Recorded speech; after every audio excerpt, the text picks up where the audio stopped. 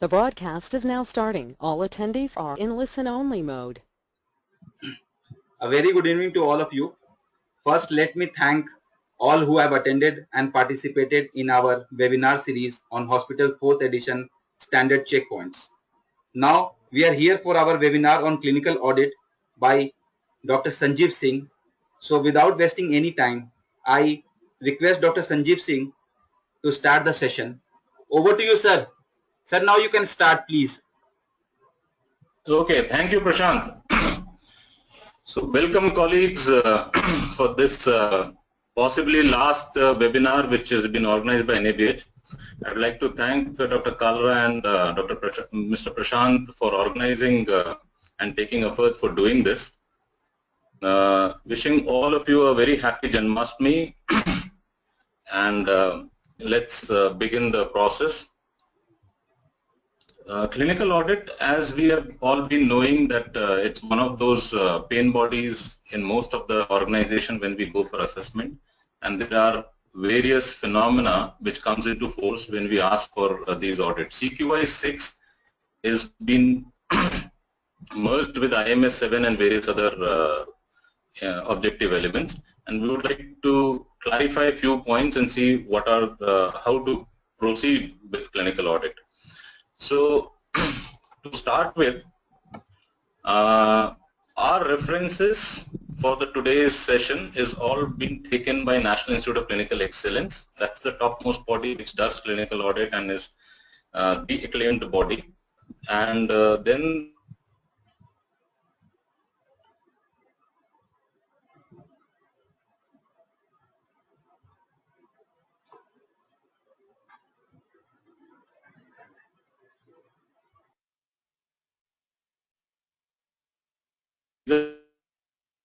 which have been taken to prepare this clinical audit presentation as well as what we do in our workshop. So to begin with, there is this King Hammurabi which has been known in a Babylonian era, who also was doing audit. During his time, audit was done if the doctor works on a molar tooth for root canal treatment and the patient had pain, doctor also had to undergo pain. If the doctor was treating a patient and he dies, doctor also dies along with him.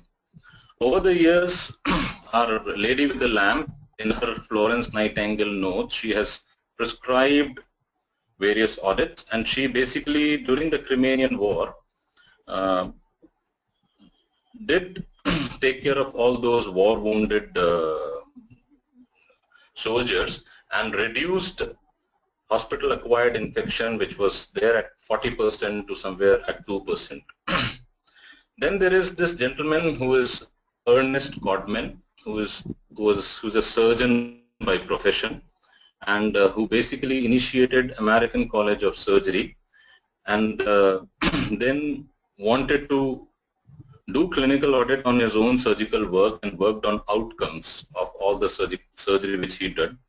He was not greeted well and had to change his university, and later on he pioneered a major work which is very popularly now known as Joint Commission for Healthcare Organization, JCO, only because he was ready to introspect his work and ready to discuss outcomes. So as National Institute of Clinical Excellence define clinical audit as a quality improvement process which seeks to improve patient care and outcomes through systematic review with an explicit criteria and implementing change.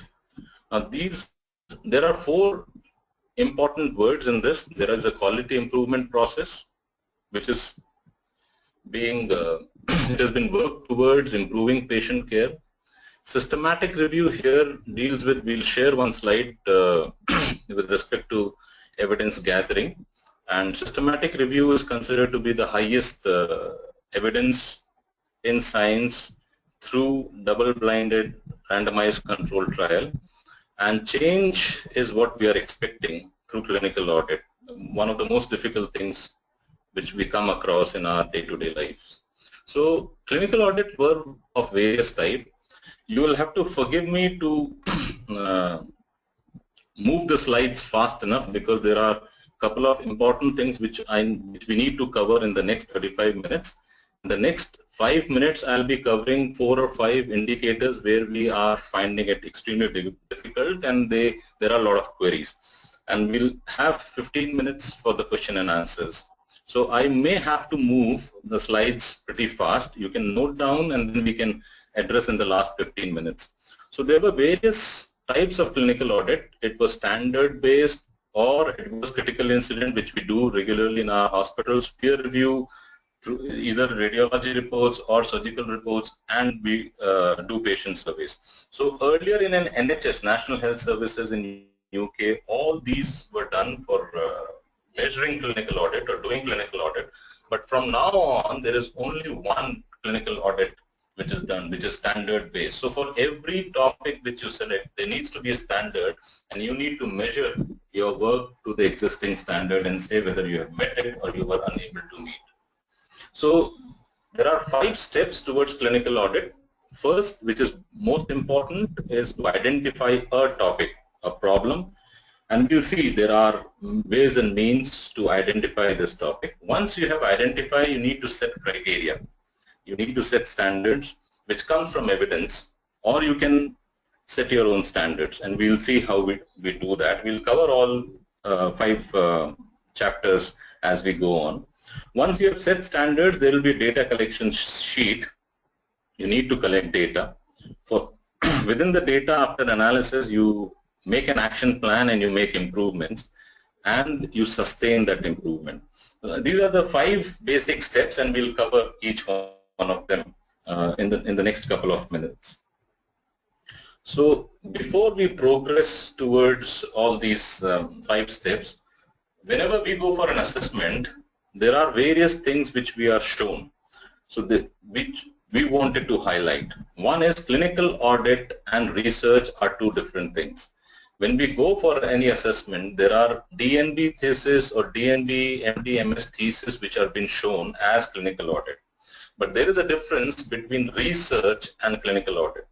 Research is looking at something new. There is a hypothesis, and then either there is a new process design, there is a new molecule design, or there is a new technology, whereas clinical audit is an introspection of your own clinical work. So it's based on hypothesis, and there are experimentation. It requires ethics committee approval, which is not done in clinical audit. The other misnomers which exist is clinical audit medical audit? And there are 2 different things. Medical audit is done only by doctors, and period. There is nobody else involved. So if it is done only by doctors, it is called as medical audit.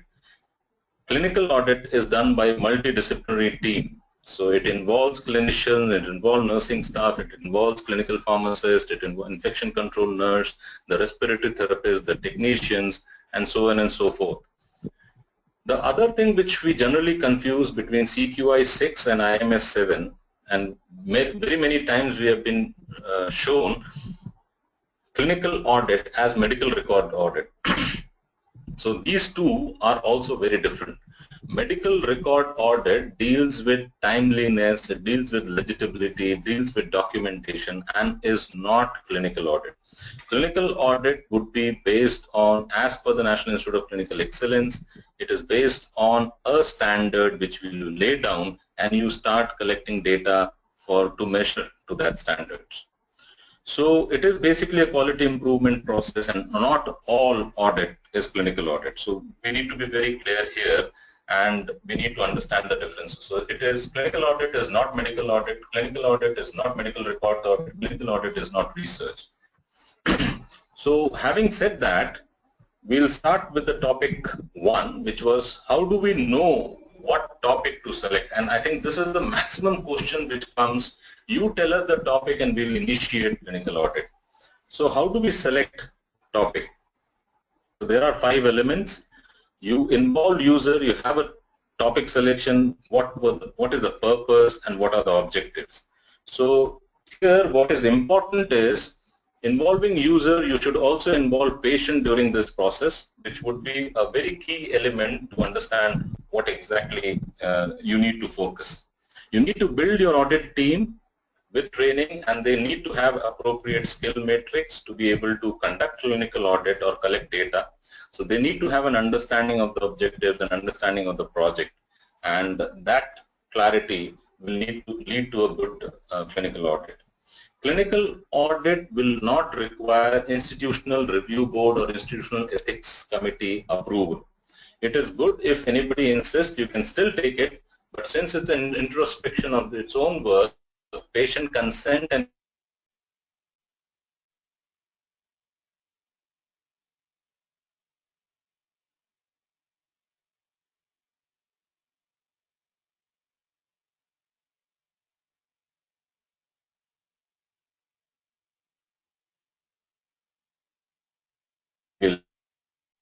or high precision radiation oncology treatment with tomotherapy or cyberknife, which is high volume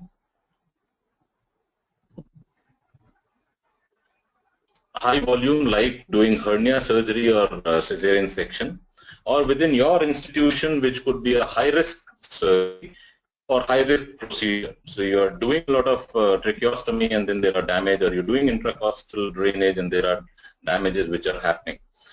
Or if there is a serious quality problem within the institute, so you have there are medication errors, is that a serious quality issue? So your topic could be based on that. Or you are doing a lot of re-explorations or a microvascular surgery, but the graft taken up is not very good and there are rejections. So if there are serious quality problem, you can look at those. But what is important is there needs to be a good evidence available to be able to inform standards. So it could be an Indian society or it could be an international society which presents a white paper or which has evidence available, and on that basis you can lay down standards. It is important to do clinical audit in area where they are amenable to change. As we keep saying, there are difficult group of people, clinicians, which exist within the institution. There are cardiovascular group, there are cardiologists, there are liver transplantation, who at times don't listen. But it is important to audit in areas where they are amenable, or they are going to accept the change which comes out of clinical audit. There needs to be a potential for involvement in a national audit. So there are lots of national, like maternal mortality is a national program. There is a national infant mortality is another program. So is the topic pertinent to national policy? And there are close to 23 national programs. So maybe this audit will help there. And is that topic a priority for an organization? Because the leadership within the institute needs to have a buy-in of providing that kind of a resource for doing clinical audit. So there could be, how do you select a topic? It could be either structure-based or process-based and outcome-based. Now, what does structure means? You can look at man, money, material, or space.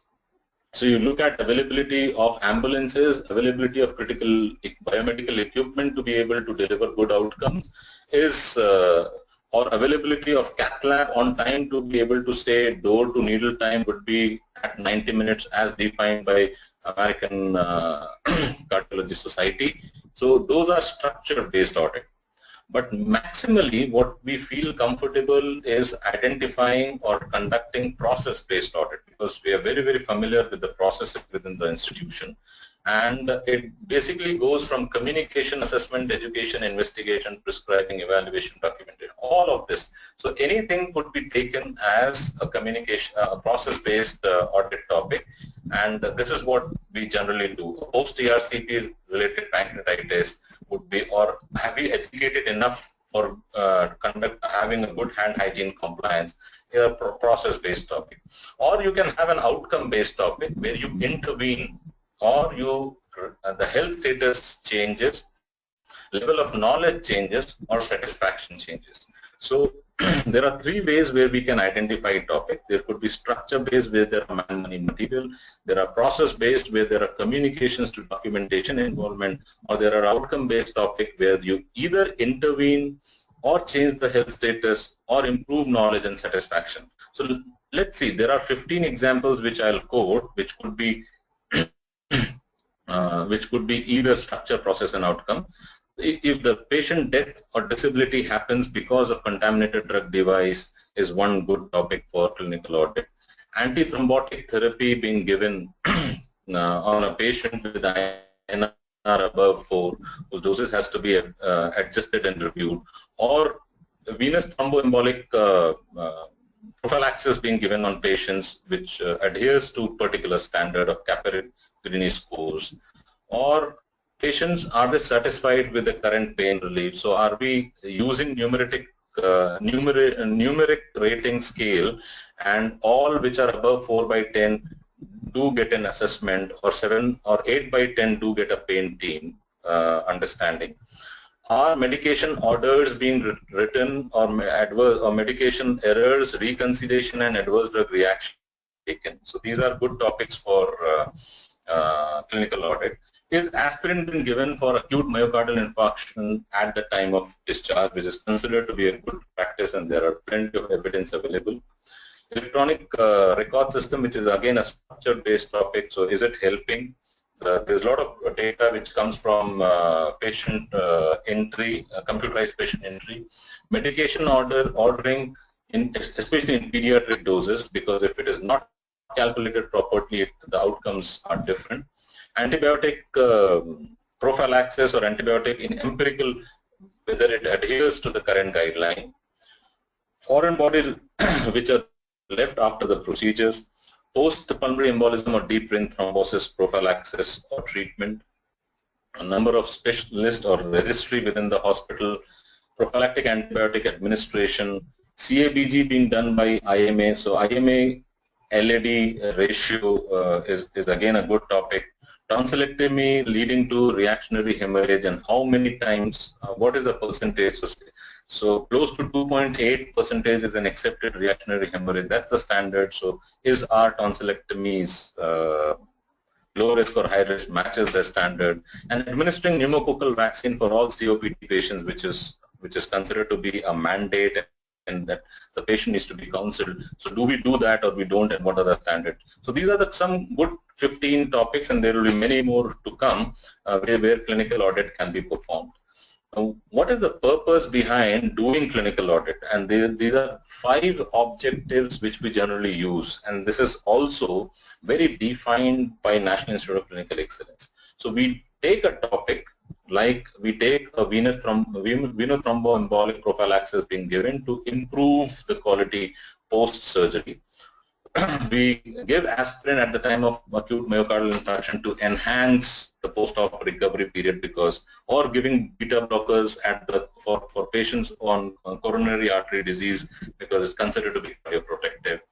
You increase hand hygiene compliance to be able to say or reduce healthcare associated infections. So basically these 5 adjectives is used to show the purpose behind doing clinical audit. Now, the third important point, once you have identified a topic, which is structure, process, and outcome based, you know the purpose behind doing a clinical audit.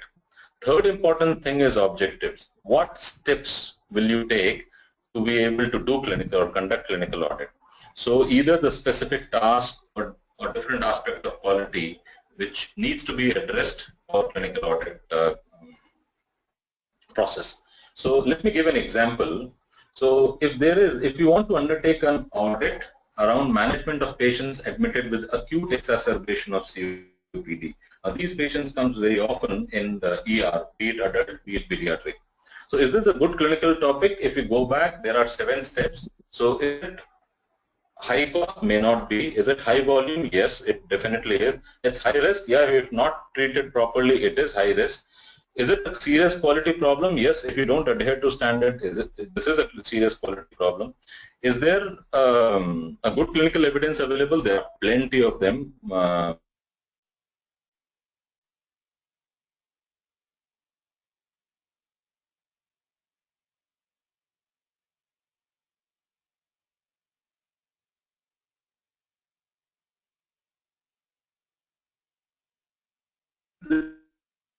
audit subject. So what do we do? The purpose of doing COPD exacerbation would be to improve the care of patients presenting with an acute exacerbation of COPD. Now, how do we understand the specific steps which are taken? So there are two. One is to ensure the patient with acute exacerbation are investigated appropriately, because there are so many battery of tests which we generally do for patients. Are they appropriate, and what are the standards saying, and what are the criteria which is laid down by good clinical evidence? Second, to ensure the patients of these acute exacerbation are treated appropriately. So there are lots of treatment, but what would be a good algorithm and good practice and good clinical evidence which are available, and can we measure our own treatment with those? Now, so once we have identified a good topic, like we have identified acute exacerbation of COPD, we need to lay down some standards, and that is the step number 2, and which is extremely important. So if we see, the relationship would be something like this. We have identified a topic. We know there is a purpose behind this, which could be either to improve, to increase, to enhance, or to reduce. We need to have two objectives. Like for COPD, we have one objective: are they investigated appropriately, and another objective: are they treated appropriately? And for that, there needs to be two standards. And I think this is a fairly well managed work. We generally get excited while doing clinical audit, and we lay down many objectives and many standards, but we have seen over the years that it is extremely difficult. So this is a good case in point of having two standards by each objectives. Now, unfortunately, National Institute of Clinical Excellence does not define how to make standards. This comes from University of Bristol, where standard is equal to a very simple formula, which is equal to criterion plus target. Now, how do we understand what the criterion is? And that is being defined as the boundaries of the measurement along with the, so it is the main body, and which also has a measurement and the yardstick. So statement of what is being measured is the criterion, and then there is a boundary within which it is operated. So we'll explain this in the next example so it will get clearer. And target is the percentage which we need to achieve. So are we looking at realistically achieving 95% or 100% of all these patients of COPD needs to be investigated appropriately? So the University of Bristol says if standards are not available, then you can lay down standards, which is criterion plus target. Criterion is statement what needs to be measured with yardstick. Yardstick is the boundary, measurement boundary, and target is what you need to achieve. Now let's look at the example. Now the statement is 95% of children referred to the department will be seen by a member of the team within 2 weeks of referral being received. Now we need to identify target in this. So if we go back to our definition, percentage to be achieved is the target. So 95% is the target. And you can keep realistically, it could be 70% to start with if you're not very sure, or it could be 100% to start with. So you need to have a realistic target. Now second is criterion. Now what would be the criterion in this particular statement? Now having identified target, all the rest of the statement is criterion, and that is what is the formula is, that it is the structure, the standard is equal to criteria plus target. And now how do we understand what the yardstick is? So seen by a member is a boundary, within 2 weeks is a boundary, and the referral being received. So this is the yardstick, and that is how we lay down standards. Now there is another way to lay down standards is this, and this is what we generally do in our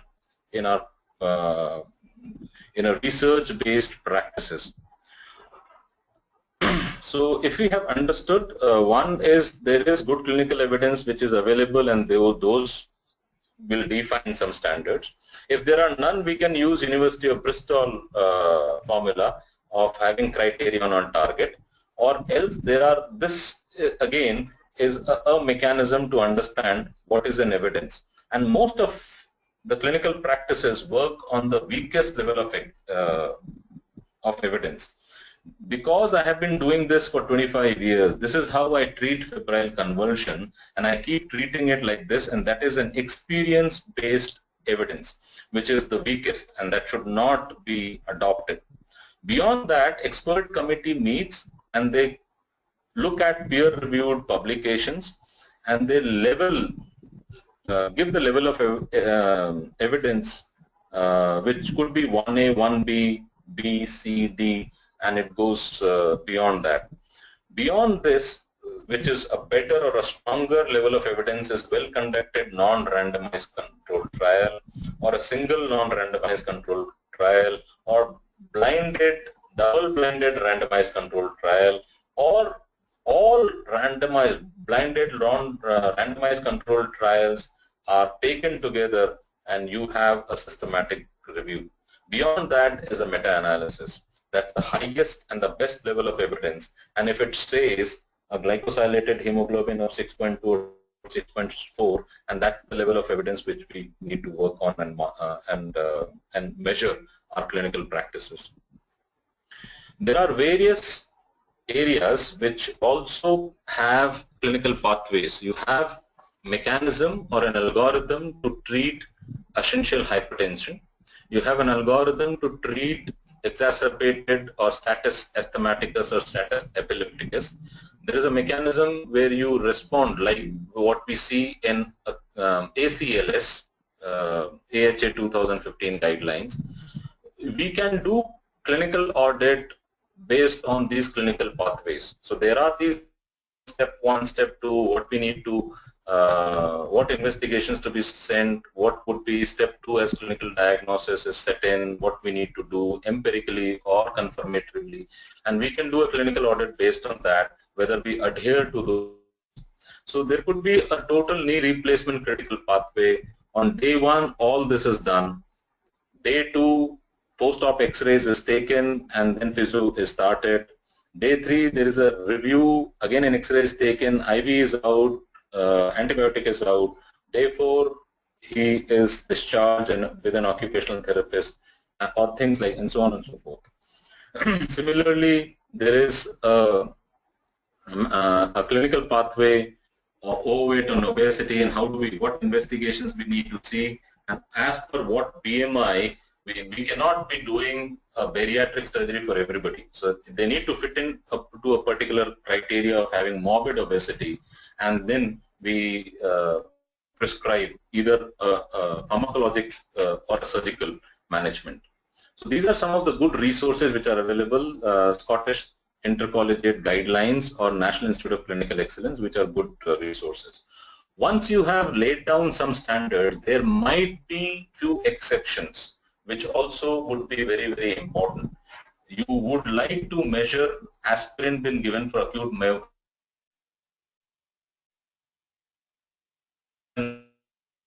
exception of beyond 2, there needs to be a watch, or there needs to be a reduction of the dose, or there needs to be something else as to be given. So there are very many times which there are exceptions which also needs to be recorded, only for an audit team to understand that such type of data will be collected, because at the end of the, if the data is all collected and if it doesn't match to our expectation, it might give false results. So if there are any exceptions, that also needs to be recorded during the data collection process. So we were doing an example of acute exacerbation and setting criteria. So one was, are they appropriately investigated? So there were 2 which we said is, has an X-ray chest been done, on oxygen saturation being checked, and we need to keep it extremely simple during the clinical audit process. Next, we said that are they appropriately treated? So was the patient given bronchodilators, and was the patient given steroids? And this is what we need to, as per the good clinical evidence and standards which have been laid down, will audit our work. So how do we lay down standards? If our example is patients coming to ER with acute exacerbation. So as per the University of Bristol definition, standard is criterion plus target. So target, we are very, very particular that we do, so you can put a target as 100%. And this is how the standards would be now laid down. 100% of the patients coming to emergency with acute exacerbation shall have X-ray chest ordered by doctor. That is the boundary within 1 hour of the arrival. And that is where we need to do clinical audit and understand whether we adhere to good clinical practice or not. Second, 100% of the patients coming to emergency with acute exacerbation of COPD shall have their oxygen saturation checked by staff nurse within 5 minutes of arrival. So what you are observing is very, very specific thing, and there is a boundary. We cannot lay it open. So here X-ray chest ordered by doctor. There is a boundary measure which is and very, very specific, and within 1 hour. Oxygen saturation, if we just leave it like that, we won't be able to check whether collect appropriate data. Are they being done and who's doing it? So responsibility is there with the staff nurse, and the timeline is set very specific within 5 minutes of arrival of the hospital. Now the next standard, are they appropriately treated? So we lay down standard like 100% of the patients coming to emergency with an acute exacerbation of COPD shall have beta-2 agonist given using a nebulizer ordered by the doctor. So it's very specific within 15 minutes of the arrival. Now there is one exception, because you are giving a beta agonist. Exception shall be having a heart rate more than 150 or rhythm disturbance. So if this is there, because if we start collecting data and we say it has not been given, if it falls under exceptions, then it is accepted. So these exceptions also should be recorded so that appropriate data collection is happening by the audit team. Now last is 100% of the patients coming to emergency with acute exacerbation of COPD shall have a steroid, that is 40 milligram orally prednisolone or equivalent, ordered by the physician within 1 hour of arrival to the hospital. So this again, so we were, for our example, we were investigating COPD exacerbation. Are they appropriately investigated? Are they appropriately treated? And we have laid down 4 standards and we'll measure it accordingly. Third is the data collection process. You can either do a retrospective or do a prospective study. Sometimes retrospective study is difficult because you might not have adequate data collection. Prospective study is good, but there might be a bias, so you need to look appropriately and design your study. Now, every time a question being asked, how big needs to be a sample size? And for clinical audit, 30 is a very good number. And that is where we can define our sample size. If there are more, it's more the merrier, but 30 is a good sample size. But what is important is a sampling mechanism and sampling method. And this table you must be familiar because it's also given as an annexure in NABH. So if you have a population size of 500, your sample size would be 217 within 95% confidence interval. Sampling mechanism is all this. A very easy is random sampling, and that is what we can also design our study of clinical audit. So you know it could be either retrospective or prospective. It could be having a sample size of 30 and a simple random sampling mechanism for collection of data. Collection of data also needs to be very, very simple. It could be yes, no, do not know. And all yeses and all no's can be measured, and we need not go to a greater extent to collect data. Now, fourth important point, which is very, very difficult, is making improvement and sustaining improvement. And this comes from the Royal College of Psychiatry. And what exactly is the process? How do you put an audit report? It would be something like this. You have a title page, you have a background, aims and objective method, what were the results, and action plan, and was there any reference. Action plan is important because what all you decided. If you felt that you were not able to investigate appropriately or treat appropriately, you put down an action plan and put that into practice. So how do you make a change? Royal College of Psychiatry says a lot of people come or have pre-contemplation. They have heard about clinical audit. When I was in UK, we used to do it, but now having come back in India, I know what I do best and I may not do it and I need not do it. Then they contemplate that yes, NABH is asking for it, let's maybe do and visualize whether we are appropriately done. When NABH team is arriving, 1 month before that we start preparing. 1 week or maybe the night before NABH team arrives, we start taking some action. And then if there is a non-compliance which has been reported by NABH team, then we conduct some audit and maintain it. And that's how Royal College of Psychiatry also says all individual change goes through this process. And there is similarly an organizational change also goes through a process. Now what is important is implementing all this change, conducting clinical audit, have an action plan, and re-audit. If we are not meeting those standards or if we are meeting those standards, we need to see by conducting a re-audit whether we have been appropriately designed and are we achieving those outcomes as laid down by good standard. So if all standards are met, repeat clinical audit with some other standards, lay down or increase your bar. If some standards are met, implement some of the action plans which we have laid down. If most standards are not met, then action has to be implemented, repeat an entire clinical audit process, and if nothing is done, start praying. Even that is important. So we were taking an example of COPD exacerbation audit report. So this is how our report would be put in, and the standards are coming from Global Strategy for Diagnosing, Management and Prevention of Chronic Obstructive Pulmonary Disease, which is published by Gold, and that's the standard, and that is how we have laid down two process, investigation and treatment. So our audit of doing an X-ray within 1 hour, we set a target of 100, we achieved 90%. Measuring up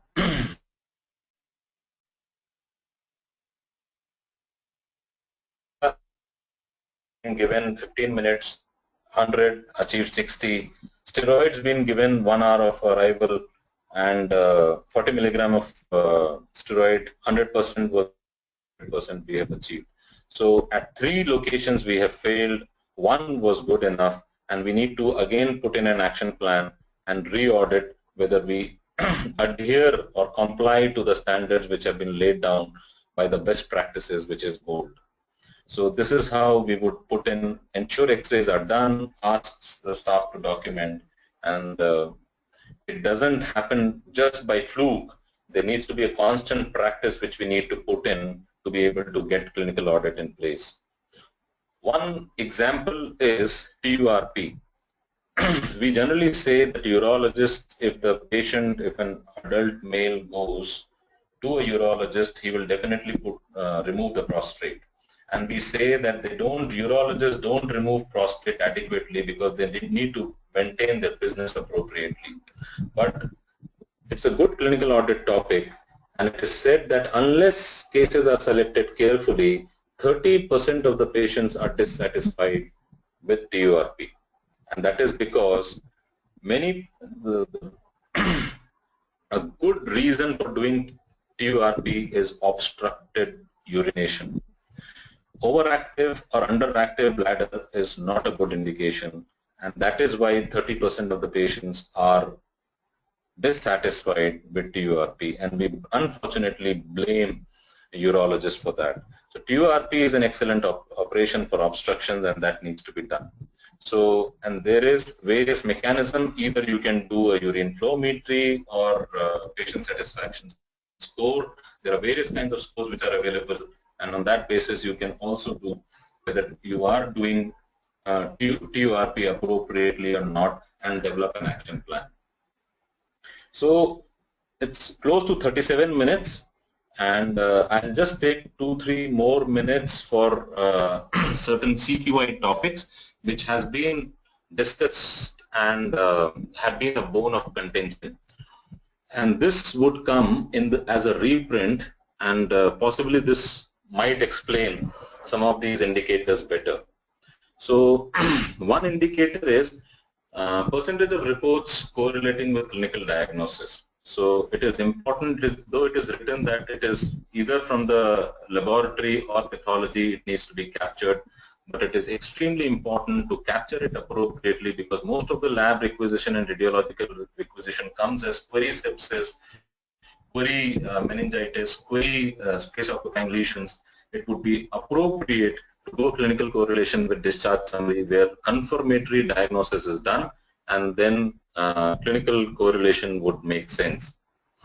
Next is medication error. And it's been written, there are various kinds of medication error: transcription, administration, dilution, dosing. It needs to be done continuous and at least monthly. But whenever it is in MOM chapter, it is also written that prescription audit needs to be done. And if you find medication errors in prescription audit, please include, because unfortunately it is, the two are seen separately, and though medication audit identifies medication error, but it doesn't reflect in the comprehensive medication error reporting. There have been a lot of discussion with respect to unplanned return to OT and re-exploration. These two indicators, unplanned return to OT was there earlier, and the re-exploration. Re-exploration, to be very precise, is for the same surgery. Though in the remarks column it is also written it should not include two-stage surgery, because sometimes in an oncological case, neurosurgery oncological case, you do two-stage surgery, and that is not re-exploration. Re-exploration is generally considered for the same surgery, whereas unplanned return to OT could be because of embolectomy post-surgery, could be because of debridement post-surgery, could be now because of intracostal drainage post-surgery. Now you can debate, it could be done in a in an intensive critical care unit, or you can take him to operation theater and do it under anesthesia. Tracheostomy post-surgery, evaluation of under anesthesia, because there is an abdominal distension which is happening and you have no clue, you have performed CT and you still are unsure, and you would like to do an exploratory laparotomy post-surgery. So all this would be unplanned return to the theater, and it need not be confused with re-exploration. There is another indicator which is called as critical equipment downtime, and there are various ways that criticality of the equipments have been defined. What is the intent is, it shall include devices which are essential for delivering critical care. It is, the intent again is patient safety. So equipments like ventilators, anesthesia machines, X-ray. CT and MRI may not be as critical as X-ray machine, because you do a portable X-ray at the bedside and take a decision of extubation, intubation, or putting an ICD of pneumothorax, and that is much more critical than a high-end equipment. ABG machine, pulse oximeter, steam autoclave, because if you don't have that, a lot of things could go for a 6. And criticality is not as per the cost. Criticality is as per the patient safety requirement. And last is hand hygiene, which is a newer indicator which has been added. And there have been a lot of discussions over the past few months. Unfortunately, it has been mentioned, numerator has total number of hand hygiene missed opportunity divided by total number of hand hygiene opportunities, and that now will be corrected. Missed opportunity will be removed because it is a negative connotation and it need not represent it appropriately. So numerator will be now changed as total number of hand hygiene opportunities divided by total number of hand total number of opportunities which are there during this process. And how do you capture total number of opportunity, which basically comes from WHO hand hygiene compliance monitoring tool, and that is there part of that sheet which could be taken, which adheres to the 5 steps of hand hygiene mechanism. So to sum up, what is important is clinical audit is not research, clinical audit is not medical audit, clinical audit is not medical records audit. Clinical audit has 5 steps where we need to identify a topic. Once a topic is identified, you need to lay down the standards. Standards could be laid down based on good clinical evidence which are available through systematic reviews or through University of Bristol definition. That definition, that formula is standard is equal to criterion plus target, and we have taken an example to make it simpler, like a patient of acute exacerbation of COPD coming at ER and how he needs to be investigated appropriately and how he needs to be treated appropriately. So once you have laid down standards, you need to collect data. It could be retrospective, prospective. There needs to be a sample size of 30 and there needs to be a simple random sampling. Once adequate data is collected, there needs to be a change through an action plan which needs to be adopted, and you need to maintain that change. And Royal College of Psychiatry defines it very appropriately, how individually you can change and how as an organization you need to change. And once that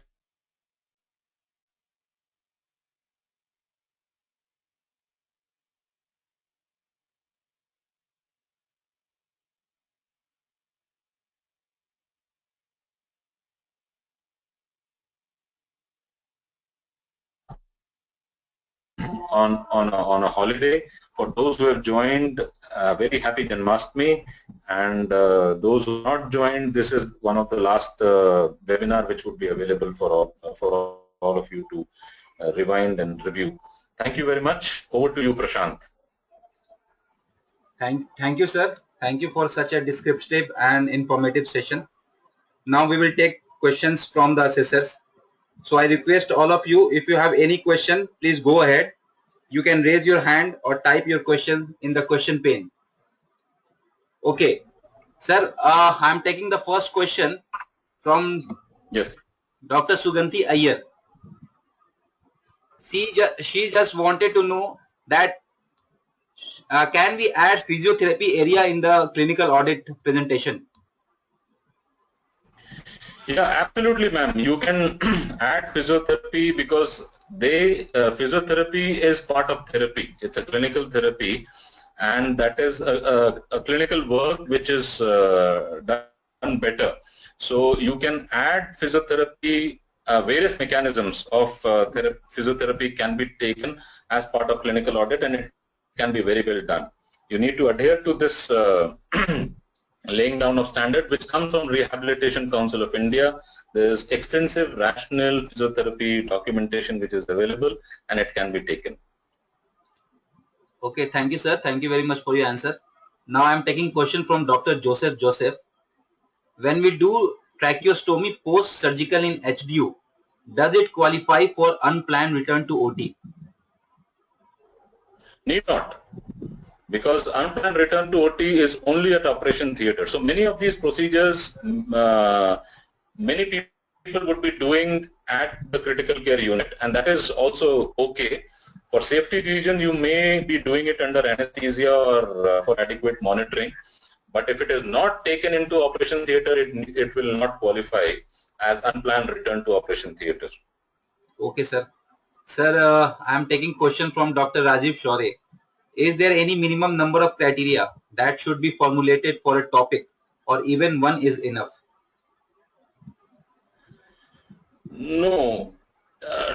Dr. Rajiv, even one is enough, and there could be umpteen. If you are looking at medication errors, or you are looking at medical emergency team, you may be looking at post-ERCP pancreatitis, you can be looking at age-appropriate screening, when to do mammogram. So there could be just one topic, and you need to keep it very, very simple, and that is fair enough to do or initiate a clinical audit. But intent again is having a purpose, having objectives, and at least one objective should have two standards to start with and start measuring it. So perfectly, we can definitely do it. Okay, sir. Thank you very much. Next question I am taking from Dr. Shankar Sen Gupta. Is angioplasty converted case to CABG a clinical audit topic? Very, very good topic, Dr. Shankar Sen Gupta. Very good topic. And that is how the hybrid ORs have come into place. And this needs to be seen. What could be the reason? What is the standard? So maybe I'm just assuming 0.8% is an acceptable standard, that there could be a puncture which happens and you need to take it for CABG. So if 0.8, so what would be your institution standard? So it's a very good topic which can be taken, and it would qualify as high cost, high risk, good clinical evidence is available, and there could be a serious quality problem in doing the cardiologist doing the procedure. So it does qualify, good topic, please initiate it. Okay, sir. Thank you very much for your answer. Now, next question is from Madhu Handa. What is the standard time period over which a clinical audit has to be done? 6 months or 1 year? Madam, very difficult to answer because it depends. We need to get started with clinical audit. I think one clinical department doing one clinical audit is good enough to get started. So in a multi-speciality department, if you have 30-36 department, one clinical audit by department annually is a good progress. And if some of them they do get excited and they need to really get very passionate about doing it, so 2 or 3 audits would be a very, very good standard laying down within your institution. But one clinical department, one audit in a year is a good beginning. Okay, sir. Thank you very much for your information. Next question is from Dr. Sunil Munkur. Can a dissertation or thesis be planned as a clinical audit? Definitely. And there are a lot of publications which are available where the clinical audit was a thesis topic which has been published. So it definitely can be taken. Reverse may not be true, because generally thesis should not be presented at clinical audit because it's a research, many times it's a research topic. You're looking at new molecule, new process, new mechanism, new technologies, new investigations, new treatment mechanism. But definitely a thesis thesis topic could be taken as clinical audit, and which is very good. And we should, as a university teaching hospital, I think it's a good point to start with. Okay, sir. Thank you very much. Next question is from Dr. Amiya Mehta. Should it not be based on patient feedbacks, outcome reviews, process failures, data and grievances?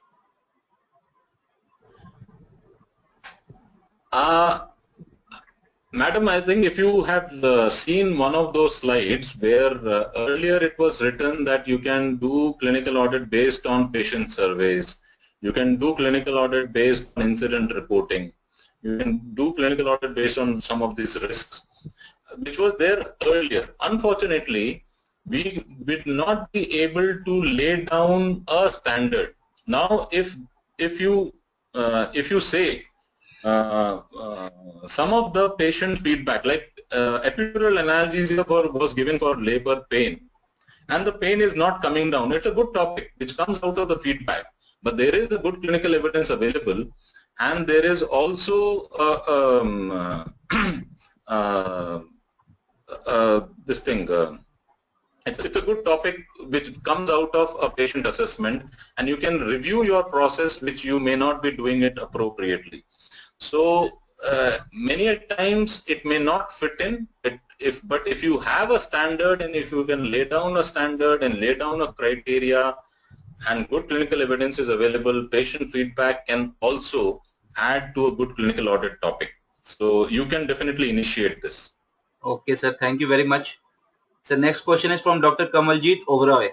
Is it a multidisciplinary audit? In your experience, are the nurses involved in this? Yeah, madam, I think nurses are the most common staff which do participate. So since clinical audit is a multidisciplinary, and what have been our experience and experience wherever the institutions have done clinical audit, it is mostly initiated by resident doctors, and nursing staff participation is just phenomenal. So I think they need to be also trained and they need to be a good, important member of clinical audit team for good progress to happen during clinical audit. So training of the nursing staff is important and very, very important member, and that is what.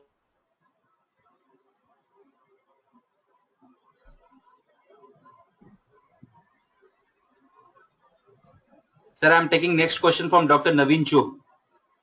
The Government of India has notified Standard Treatment Guidelines, STGs. If I'm not using them in practice and my clinical audit is based on non-STGs, but a peer-reviewed guideline made by a professional medical society, is it acceptable or not? So it is acceptable. This all STGs are available on Ministry of Health and Family Welfare website. Under Clinical Establishment Act, it was all made. Unfortunately, FICCI initiated it. So it's an industry-initiated standard treatment guideline. And but they selected experts to define or to make standard treatment guideline. Now, if there are other white papers which are available from various societies, then I think it has a far better acceptability, because they would have looked at the level of evidence. Unfortunately, our standard treatment guideline, if you happen to look at treatment of bronchial asthma, it will be written by one particular person who is a pulmonologist, and that's it. So it does has an impact, but it has a lesser impact. Whereas if there are expert committees which are involved and they have taken peer-reviewed article, measured the level of evidence, the acceptability and measurement towards the standards is much higher. So if those white papers are available, it should be adhered to. If nothing is there, our standard treatment guideline is also good start. Okay, sir. Sir, again, one question from Dr. Shankar. Is angioplasty converted case to CABG a clinical audit topic? ये doctor Shankar Sengupta वापस क्यों पूछ रहे हैं? लगता है जन्माष्टमी का उनको धुन सवार चढ़ गया है. उन पे ऑडिट करना पड़ेगा. Sir, okay, next question. Dr. Rajiv Kumar, you can ask your question directly to Dr. Sanjeev. Please go ahead, sir. Hi, good evening. Good evening. कैसे हो आप? मैं ठीक हूँ साहब, मजे में. बिल्कुल. आप कैसे हो? टनाटन. Okay. This is not question, but this is my suggestion. Why not NABH gives a list of topics on clinical audit to organization, so that organization can go ahead and during the assessment we can assess on those topics how organization is going on those clinical audits. This is my suggestion, sir. You are expert. You can pass on to the NABH. Sir, we will definitely. Sir, can I say something? Definitely. Dr. Kalra is with us. He has joined. So I would request Dr. Kalra, CEO NABH, to answer this question. Sir. Yes, yeah. Sir, good evening. How do I open? Am I audible? Yes, sir. Yes, you are audible. Yes, sir. Definitely we can. I think already during clinical audits, our faculty members, they are giving some guidance on the common topics, and we can definitely include as a guidelines the list of topics into our annexure book. We can always add. Definitely we'll we are noted down, and definitely we will give what are the most common topics or newer topics which can be taken for clinical audit purposes. Yes, sir. Thank you very much. Just to answer Dr. Rajiv's question, this clinical audit workshop we have been doing for quite some time. It's almost been 4 years. So there are close to 76 topics which we have already prepared as a registry. which various either clinical audit organizations have been doing, or they have been done in this workshop. So this is a good start, and we can definitely put that, as Dr. Kalra has mentioned, as an annexure and do circulate. But Dr. Rajiv, it would be very, very good to sit down with the clinical team, identify which is a problem area, what they think is a serious quality problem, and then do a clinical audit rather than saying hospital X is doing, let's our department of cardiology also do. But it can be definitely shared that the topics exist, and as Dr. Kala said, we will make that available. So just like outcome of CPR in the hospital. Absolutely, absolutely. So that is the on COP4. We every hospital should go for that topic. Right, right. If they think there is a good clinical evidence available, if they think there is a quality issue, definitely they should take it up. It's a good topic. Yes, sir. Yeah. Thank you. Thank you, sir. Okay, thank you, sir. Thank you, Dr. Kalra. Thank you, sir. Sir, do we have time to take one more question? नहीं doctor, हाँ चलो कर लो. मेरा आपको जैसे पता था ना, मैं एयरपोर्ट पे हूँ और मेरा फ्लाइट है. बस sir, last question I am taking. Okay, ठीक है. Snehata ma'am, you can ask your question directly to Dr. Sanjeev. Please go ahead.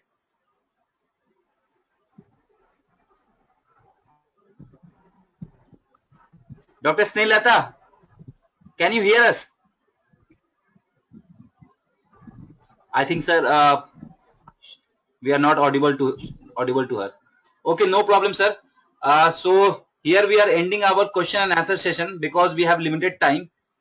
And thank you very much, Dr. Sanjeev, for giving us such an informative and descriptive session on clinical audit. And if I request all the assessors, if you have any query, please feel free to contact us at the NABH helpdesk@nabh.co, and we will get back to you with the answers. If you have any question, please do write to us. Thank you, sir. Thank you very much. Thank you, Dr. Prashant. I would also like to mention that this clinical audit topic in the workshop, there's huge contribution from one of my colleagues, Dr. Anand, who is a head of department and a professor at Kasturba. I would acknowledge his efforts and like to thank him for all his contribution. Dr. And Anand, thank you all. Here with us, sir. You want to talk to him? हाँ, बात करा दो. Dr. Anand, good evening, sir. Sir, can you hear us? I can hear you. Am I audible? Yes, sir. Yes, sir. Please go ahead. There could never be an instance where you cannot be audible, Dr. Anand. नहीं sir, आप airport पे हो, अभी तो flight पे जाएंगे तो हम अनऑडिबल हो जाएंगे. But well done. I think I have nothing more to add. I think this was much needed because there's a lot of confusion among assessors as to how we need to be assessing clinical audit. Hopefully, this will bring in clarity, and I think we'll get better output in terms of the audits being done in the hospital, and more importantly, assessors will be able to add value to what's happening. Thank you. Thank you, sir. Thank you, Dr. Anand, for all your help and support over the years on clinical audit. Okay, thank you, sir. So we are here ending our webinar session today. Next session will be announced very soon, and all the assessors will get the invitation from NABH. Thank you very much. Thank you, Dr. Prashant. Thank you, sir. Thank you very much.